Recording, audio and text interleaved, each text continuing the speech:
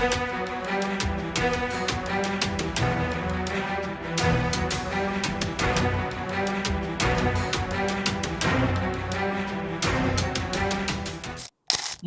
मंत्र्यांमध्ये टोकाची भांडणं वाढली आहेत. गणेश नाईक वर्सेस एकनाथ शिंदे हे महानगरपालिकेच्या निवडणुकीच्या पूर्वी या दोघांमधलं युद्ध पेटलं होतं. पण नंतर मात्र देवेंद्र फडणवीसांनी मध्यस्थी केली आणि मुख्यमंत्र्यांच्या मध्यस्थीनंतर या दोघांमधला वाद निवळताना आपल्याला पाहायला मिळाला. पण पुन्हा एकदा एकनाथ शिंदे यांच्या विरोधात गणेश नाईकांनी आरोपांची मालिका सुरू केली आहे. थेट अशाच भ्रष्टाचार जर सुरू राहिला तर एकनाथ शिंदे यांना एक दिवस तुरुंगात जावं लागेल असं सुद्धा बोलायला गणेश नाईकांनी कमी केलं नाही.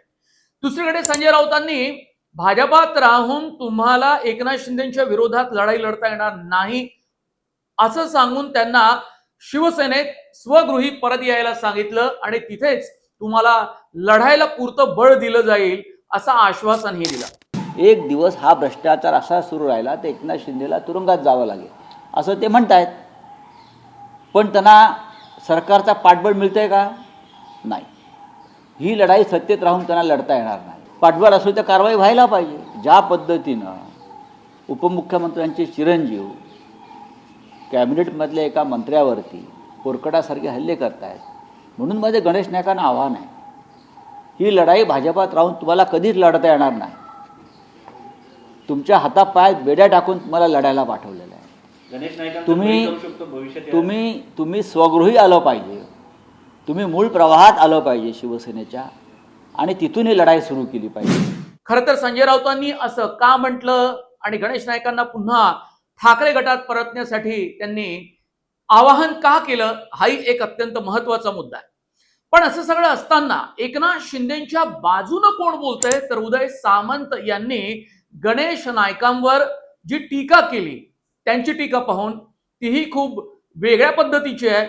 आणि याशिवाय कोकणात पुन्हा एकदा शिवसेनेचा एक तरुण आश्वासक चेहरा ज्याच्यावर भरवशा केला जातो एकनाथ शिंदेकडून, अशा निलेश राणे यांनी गणेश नाईकांच्या विरोधामध्ये मोर्चा उघडलेला आहे.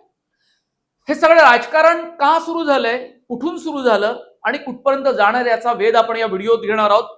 नमस्कार, मी मनोज भोयर, नवराष्ट्र डिजिटल मध्ये आपल्या सर्वांचं स्वागत आहे. गणेश नाईक वर्सेस एकनाथ शिंदे हे महायुतीतले दोन मंत्री एकमेकांच्या विरोधामध्ये सातत्यानं भिडताना आपण पाहतोय. आणि त्यात गणेश नाईक हे एकनाथ शिंदेच्या विरोधात जास्त बोलतायत, सातत्यानं आरोप करतायत आणि नवी मुंबईचं वाटोळं त्यांनी केलं असा थेट त्यांनी आरोप केला आणि या व्यक्तीला मी संपवल्याशिवाय राहणार नाही असंही म्हटलेलं आहे. खरं तर महायुतीतल्या या मंत्र्यांमध्ये अशा प्रकारची भाषा अत्यंत शोभत नाही. जर महायुतीतल्या या मंत्र्यांच्या कुठल्या खात्यामध्ये जर अनागोंदी असेल आणि भ्रष्टाचार असेल तर महायुतीच्या समन्वय समितीमध्ये त्याचा तोडगा त्यावर काढायला पाहिजे किंवा मंत्रिमंडळाच्या बैठकीत सुद्धा यावर चर्चा होऊ शकते किंवा मुख्यमंत्र्यांसमोर बसून सुद्धा यातून काही मार्ग काढला जाऊ शकतो. पण यांचे वाद सातत्यानं जनतेच्या समोर येत आहेत, चव्हाट्यावर येत आहेत. हे मात्र काही महायुतीच्या मंत्र्यांना अजिबात शोभणार नाही. एकनाथ शिंदे तसे खूप शांत बसतात, पण सुरुवात केली ही गणेश नाईकांनी आणि गणेश नाईकांनी सातत्यानं त्यांच्या विरोधामध्ये महानगरपालिकेच्या निवडणुकीच्या पूर्वीपासून बोलायला सुरुवात केली. मध्ये थांबले जरूर, पण पुन्हा एकदा इथल्या नवी मुंबईच्या बैठकीमध्ये गणेश नाईकांनी जो हल्ला चढवला एकनाथ शिंदे यांच्यावर तो आधी पाहूया आणि त्यानंतर बाकी लोकांचं काय म्हणणं इतर नेत्यांचं तेही बघता येईल. हॉस्पिटल करता, बागे करता, एखाद्या शाळे करता, रुग्णालया करता, ते पण दिले गेले नाहीत. ते भूखंड बिल्डर लोकांच्या घशात यांच्या दलालांनी घातले.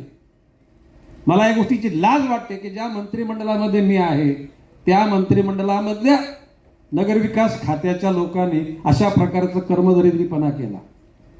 आणि म्हणून सुनील पवार साहेब, आता तुम्ही आज लिहून घ्या प्रशासकाच्या अधिकृत माननीय महापौर तशा प्रकारे निर्देशच देतील की ह्या सगळ्या सिडकोकडून मी माननीय मुख्यमंत्र्यांना सांगणार आहे, माझा जर राग जर शांत व्हायची तुमची इच्छा असेल तर त्या ठिकाणी सिडकोकडून MIDC कडून नवी मुंबई महापालिकेला विकासाकरता जनतेच्या हिताकरता जे भूखंड देऊ घातल्यात ते लगेच देण्याची व्यवस्था करा, म्हणजे माझा राग असते कमी होईल.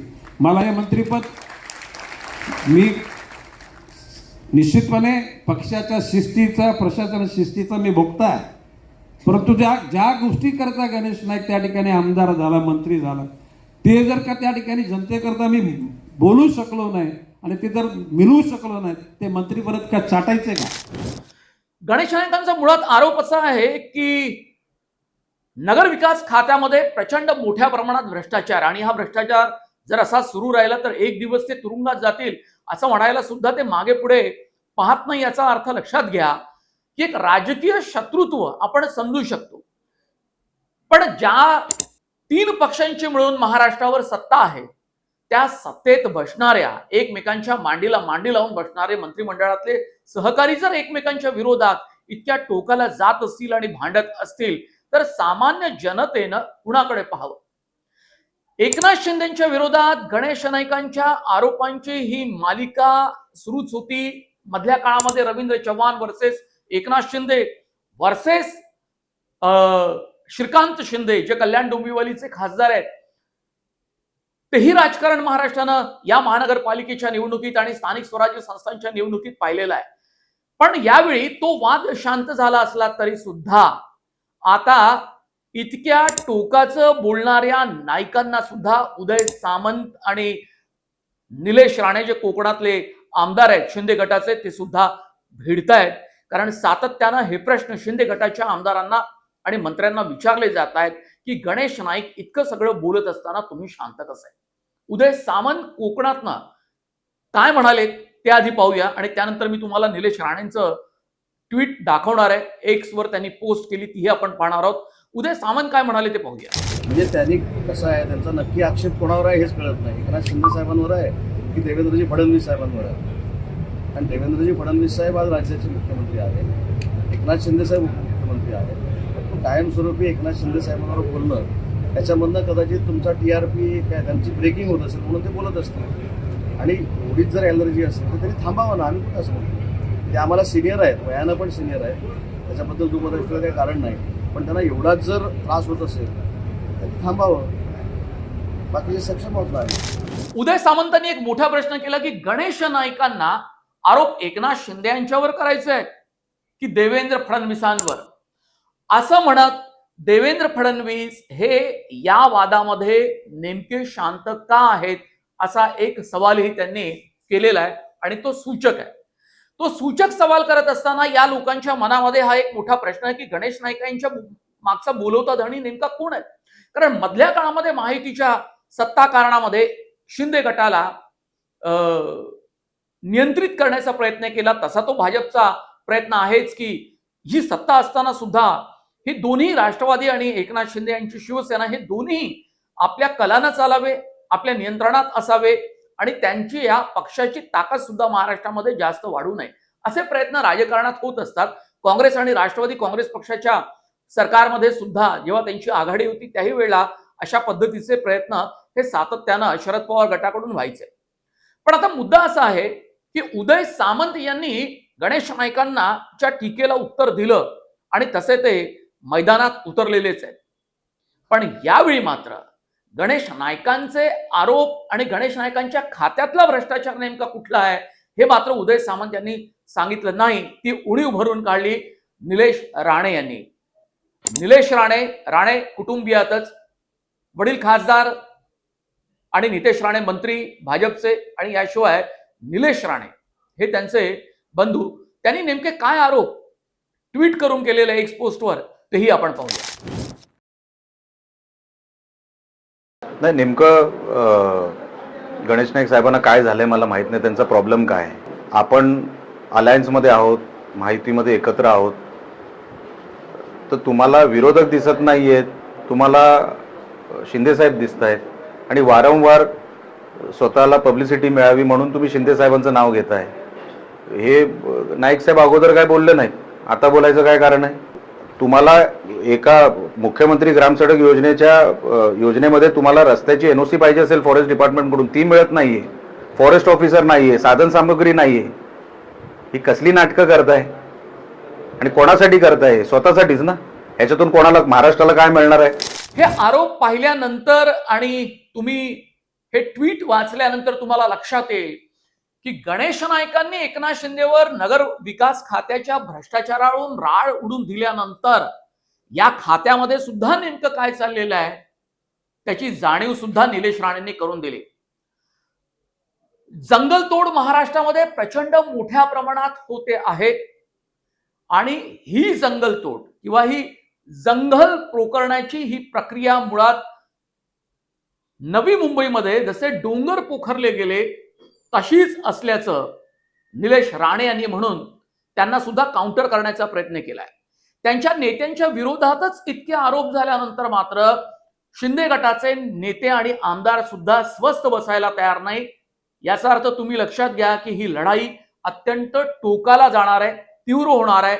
हा महायुतीतल्या मंत्र्यांमधला संघर्ष हा खूप मोठा होणार आहे हे यातून लक्षात होतं आणि हे थांबवण्याचा प्रयत्न का कुणी करत नाही हाही एक मोठा प्रश्न जनतेच्या मनात आहे. या खात्यामध्ये डीएफओ जे असतात, डिस्ट्रिक्ट फॉरेस्ट ऑफिसर, वन जिल्हा अधिकारी, ते इतर राज्यातले असल्यामुळे त्यांना अजिबात इथल्या समस्यांवर तोडगा काढता येत नाही असं निलेश राणे यांनी म्हटलंय. याशिवाय या खात्यामध्ये अनागोंदी कारभार आहे. वन विभागासाठी कुठल्याही पायाभूत सुविधा हा निर्माण केल्या जात नाही आणि जंगलतोड केल्यामुळे प्राण्यांचा प्रचंड मोठ्या प्रमाणामध्ये मानवी वस्तीतला वावर वाढलाय, शेतामधला वावर वाढलाय आणि कोकणामध्ये अनेकांनी शेती करणं सोडून दिलेलं आहे. त्यामुळे त्यांच्या उपजीविकेवर सुद्धा गदा आली आहे. एक मोठं संकट त्यांच्या आयुष्यामध्ये निर्माण झालेलं आहे. आधी एकनाथ शिंदेच्या खात्यातला भ्रष्टाचार काढायचा म्हणून गणेश नाईक कामाला लागले, पण आज त्यांना उत्तर द्यावं लागेल की निलेश राणे यांनी जे आरोप केले ते खरे आहेत का. मुळात नवी मुंबईतले जे काही डोंगर खणले गेले त्या बाबतीत गणेश नाईकांचं नाव हे यापूर्वी सुद्धा घेतलं गेलं विरोधी पक्षांकडून की डोंगर पोखरून वसाहती निर्माण केल्या गेल्या, कंत्राटदारांना इमारती बांधण्यासाठी मोठ्या मोठ्या बिल्डरला त्या आंदण दिल्या गेल्या आणि इथल्या पर्यावरणाचा मोठ्या प्रमाणामध्ये ऱ्हास झाला. हा नवी मुंबईचा सगळा इलाखा सुनियोजित महानगराचा जरी अत्यंत शिस्तबद्ध पद्धतीने वसवला गेला तरी सुद्धा खूप मोठ्या प्रमाणात इथल्या काही समस्या आहेत आणि विरोधी पक्षांनी त्यावर यापूर्वी सुद्धा आवाज उठवला होता. महायुतीतल्या भ्रष्टाचाराचा उल्लेख त्यांच्याच मंत्र्यांकडून, आमदारांकडून होतो आहे ही अत्यंत लाजिरवाणी बाब आहे. यात नरहरी झिरवाळ जे राष्ट्रवादी काँग्रेस पक्षाचे मंत्री आहेत त्यांचा सुद्धा खात्यातला सगळा भ्रष्टाचार हा पुढे येतोय आणि स्वतः त्यातून ते अंग झटकू पाहत आहेत. कारण त्यांच्या तिथल्या लिपिकाला या प्रकरणामध्ये अटक झाली आणि त्यांच्यावर भ्रष्टाचाराचे मोठे आरोप झाले, लाच घेतल्याचा हा आरोप होता. यापूर्वी माणिक कोकाटे आणि बाकी मंत्री सुद्धा हे सतत वादात अडकत आहेत.